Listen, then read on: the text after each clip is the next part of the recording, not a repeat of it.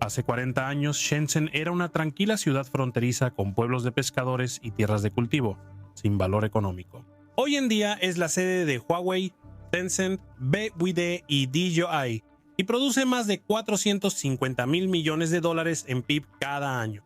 ¿Cómo un lugar pasa de casi nada a ser una de las ciudades más ricas y productivas del mundo en una generación? Volvamos a finales de los 70, cuando China tomó una decisión arriesgada, eligió un lugar inesperado y transformó su economía para siempre. Para entender Shenzhen, primero debes comprender lo arriesgado que era esto. A finales de los 70, China era una economía centralizada.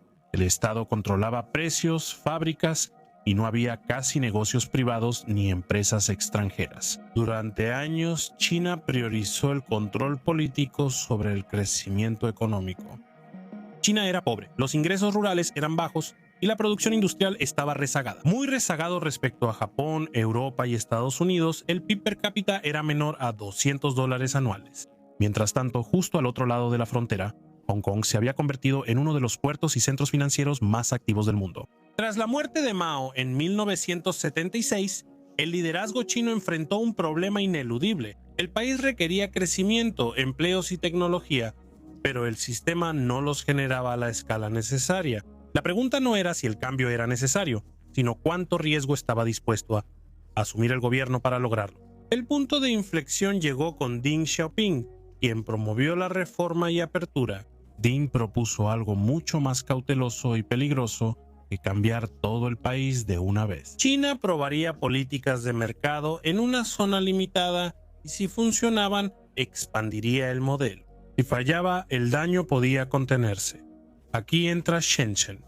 A fines de los 70, Shenzhen no era realmente una ciudad, solo parte del condado de Bao'an. Con una población de miles y producción económica insignificante, su interés radicaba en su ubicación, no en lo que era. Shenzhen está en la frontera con Hong Kong, entonces uno de los principales centros comerciales capitalistas de Asia. A un lado del río había una economía exportadora y globalizada. Al otro, el sur rural de China, aislado del comercio internacional. El contraste no podía ser más marcado desde la perspectiva de Pekín. Esta ubicación ofrecía una ventaja única. Shenzhen podía funcionar como una interfaz controlada entre dos sistemas. El capital, tecnología y gestión de Hong Kong podían entrar mientras China solo observaba. Al mismo tiempo, la falta de industria existente en Shenzhen facilitó reconstruir desde cero sin tener que desmantelar sistemas arraigados. En 1980, el gobierno central designó oficialmente a Shenzhen como la primera zona económica especial de China. Esta decisión lo cambió todo. La ciudad obtuvo una autoridad única en China. Los funcionarios locales podían aprobar inversiones extranjeras, arrendar tierras, fijar salarios y dar incentivos fiscales. Eso sería impensable en otro lugar del país.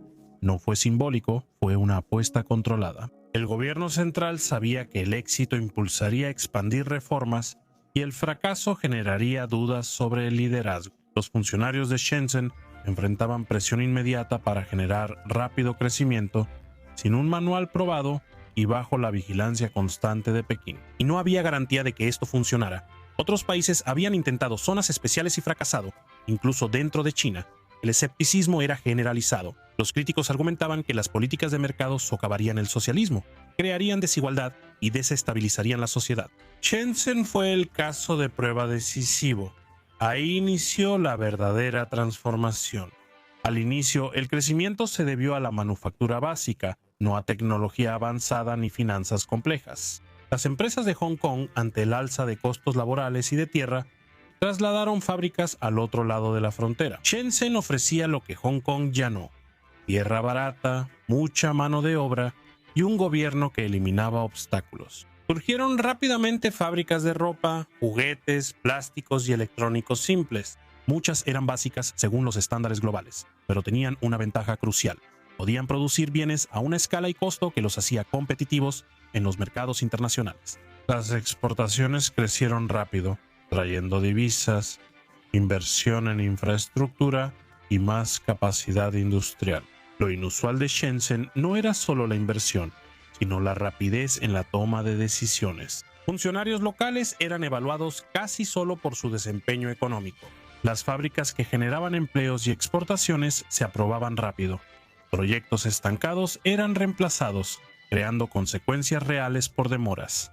La construcción avanzó tan rápido que sorprendió a los planificadores chinos. Carreteras, centrales eléctricas, bloques de viviendas y parques industriales se construyeron simultáneamente, a menudo antes de que se finalizaran los planes a largo plazo.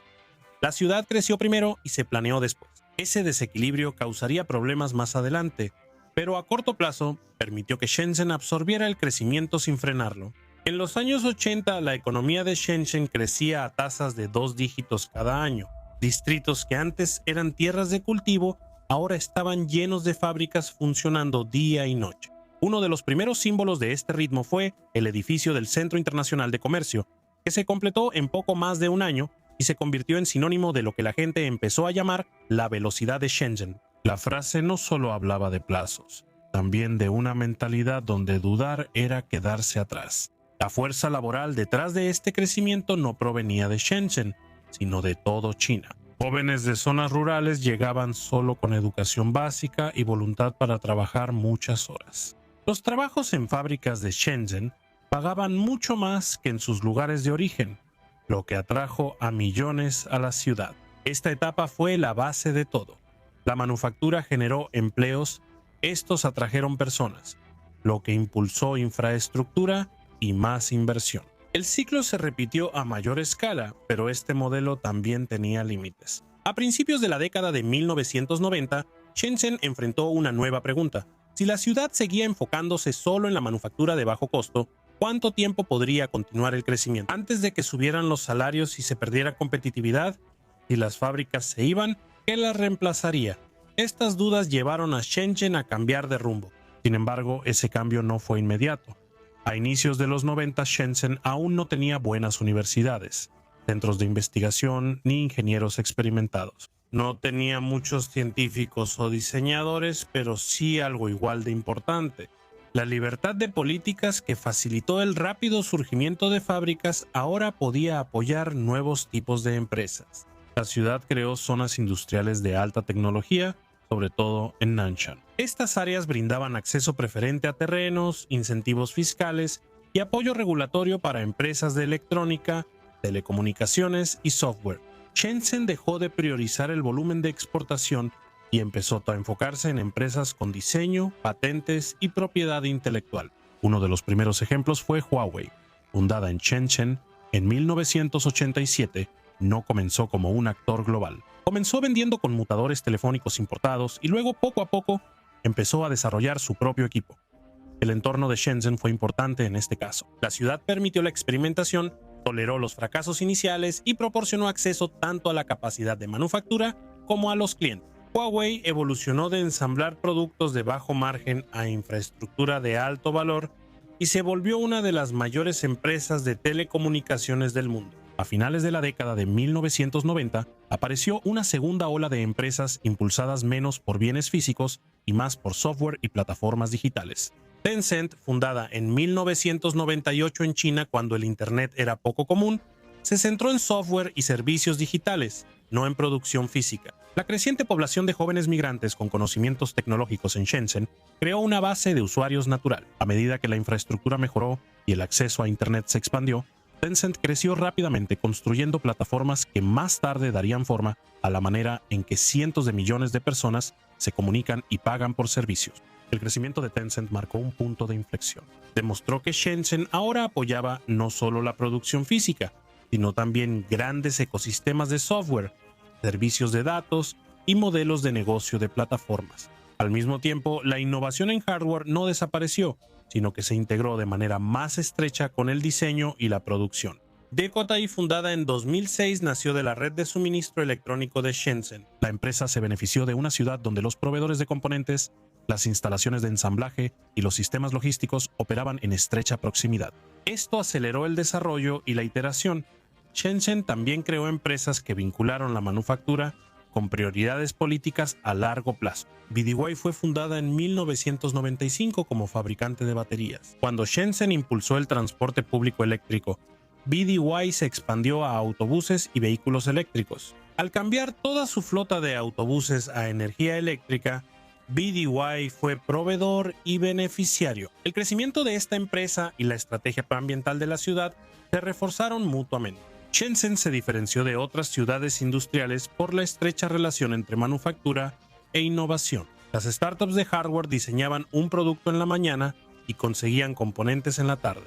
La densa red de proveedores de la ciudad, especialmente alrededor del mercado de electrónica de Huaqiangbei, redujo la distancia entre la idea y la ejecución. Los prototipos se ensamblaban localmente, se revisaban rápido y podían escalarse sin salir de la ciudad. Este ciclo de retroalimentación transformó las operaciones empresariales. Shenzhen integró investigación, diseño y producción en un solo ecosistema, en lugar de separarlos por continentes. Esa velocidad dio ventaja competitiva, permitiendo responder al mercado más rápido que competidores en entornos rígidos. El gobierno reforzó este cambio con inversión directa en investigación y desarrollo. Shenzhen invirtió más de su PIB en investigación y desarrollo que la mayoría de las ciudades chinas. Relajó reglas para atraer talento, ofreciendo incentivos de vivienda y apoyo a startups para ingenieros y emprendedores. Con el tiempo, la ciudad desarrolló una fuerza laboral que se veía muy diferente a la de sus primeros trabajadores de fábricas. Los empleos en líneas de ensamblaje disminuyeron como proporción del empleo, mientras que la ingeniería de software y los servicios se expandieron. A mediados de la década de 2010, Shenzhen dejó de depender de la manufactura barata para crecer. Tecnología, finanzas y servicios avanzados eran los motores económicos principales. El PIB de la ciudad superó al de Hong Kong, lo que simboliza una reversión, pues Shenzhen antes estaba a la sombra de Hong Kong. Shenzhen demostró que podía reinventarse. Actualmente es uno de los mayores símbolos de la transformación económica de China. En 40 años pasó de la periferia económica al centro, siendo una de las ciudades más ricas y productivas del país. Su PIB compite con el de países medianos.